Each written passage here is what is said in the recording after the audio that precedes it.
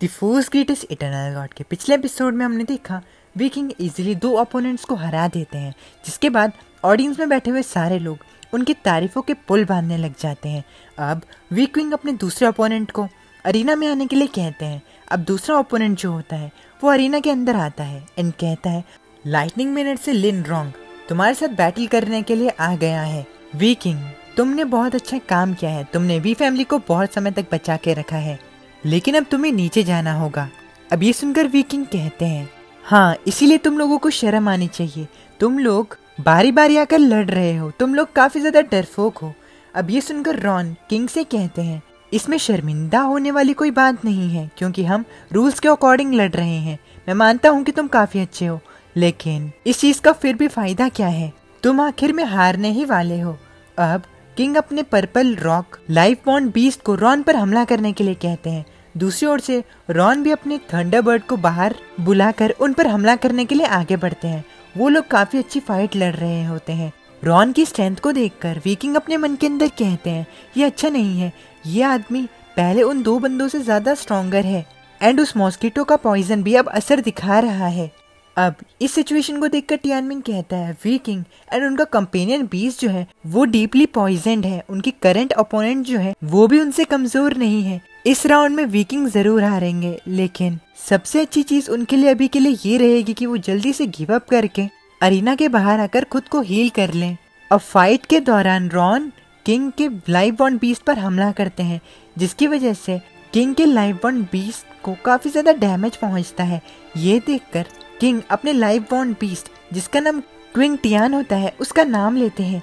वीकिंग काफी ज्यादा गुस्से में आ जाते हैं एंड कहते हैं, रॉन तुम सच में एक इविल विलेन हो, मैंने तुम्हारे दोनों भाइयों को एंड उनके कंपेनियन बीस्ट को नहीं मारा, लेकिन तुमने मेरे साथ ये कैसे किया, तुम्हारे ये करने की हिम्मत कैसे हुई।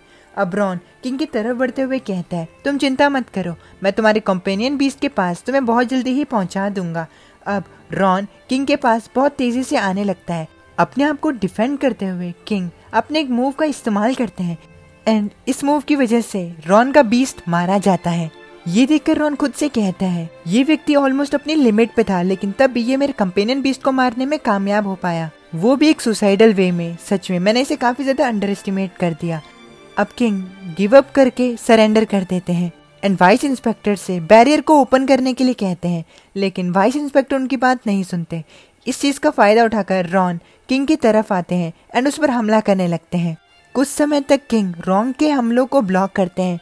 अब वर्मिलियन बर्ड के किंग जिन यीशुआन को बैरियर को ओपन करने के लिए कहते हैं, लेकिन यीशुआन कोई जवाब नहीं देता। तभी ये देखकर टियानमिन खुद से कहता है, वो लोग क्लियरली बायस्ड हैं, सब लोग ये देख सकते हैं, लेकिन तब भी वाइस इंस्पेक्टर्स को ये कम दिखाना चाहिए कि वो लोग लाइटनिंग मैनर एंड यूलिंग क्लैन की तरफ हैं।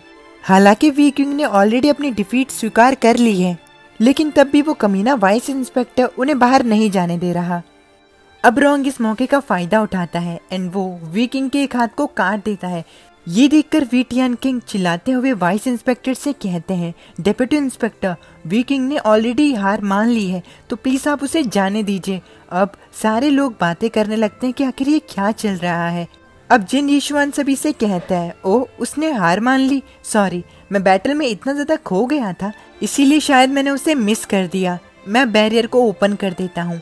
अब जिन यीशुआन उस बैरियर को ओपन कर देता है एंड सक्सेसफुली वीकिंग बैरियर से बाहर आ जाते हैं। पीछे से अभी भी रॉन्ग उन्हें कहता है, तुम कहाँ भाग के जा रहे हो। रॉन्ग जैसे ही वीकिंग के पास आने की कोशिश करता है, तभी मुयेंग बीच में आकर रॉन्ग को रोकते हुए कहते हैं, रॉन्ग अभी पीछे हट जाओ, अगर तुमने एक कदम भी आगे बढ़ने की कोशिश की तो मैं तुम्हें एक ऐसी मौत मारूंगा जिसमें तुम्हें कफन तक नसीब नहीं होगा। अब ये सुनकर रॉन्ग डर जाता है एंड अपने आप से कहता है, इस बंदे का किलिंग इंटेंट इतना ज्यादा स्ट्रांग है, मेरे लिए यहाँ पर सांस लेना भी मुश्किल हो रहा है। अब तभी पीछे से शाउटिंग के ग्रैंडफादर आते हैं एंड रॉन्ग से कहते हैं, थर्ड ब्रदर आप पीछे हट जाइए, आपका टास्क जो है वो कंप्लीट हो चुका है, अब बाकी का आप हम पर छोड़ सकते हैं। ये सुनकर रॉन्ग कहता है, जी हाँ।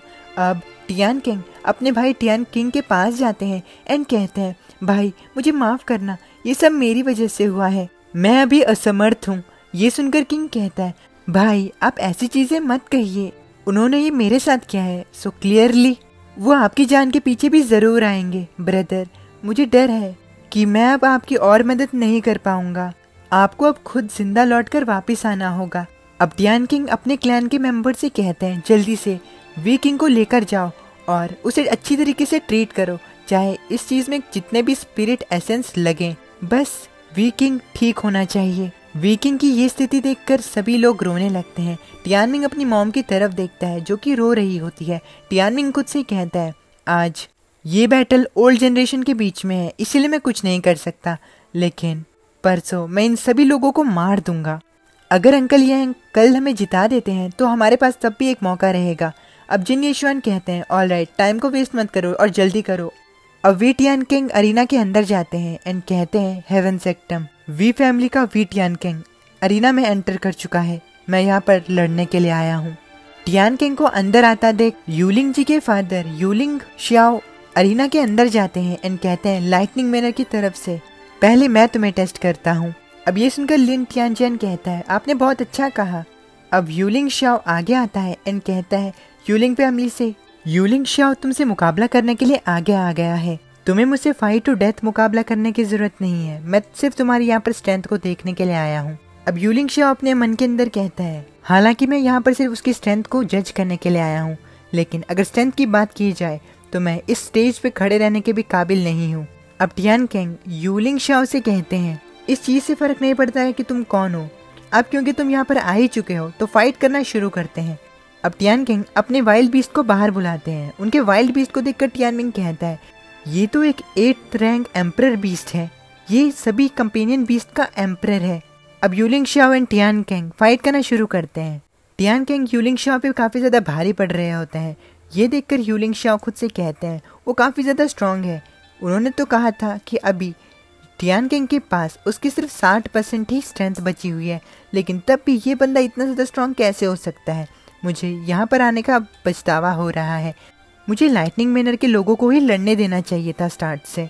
अब टियान किंग का बीस्ट यूलिंग श्याओ के बीस्ट को पकड़ लेता है। दूसरी ओर टियान किंग भी यूलिंग श्याओ को मारने ही जा रहे होते हैं, लेकिन तभी यूलिंग श्याओ सरेंडर कर देते हैं।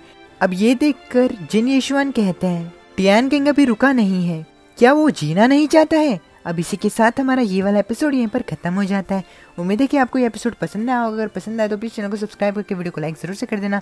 मैं मिलता हूँ आप लोगों को नेक्स्ट वीडियो में, तब तक के लिए अपने फैमिली का ख्याल रखना, माता नहीं।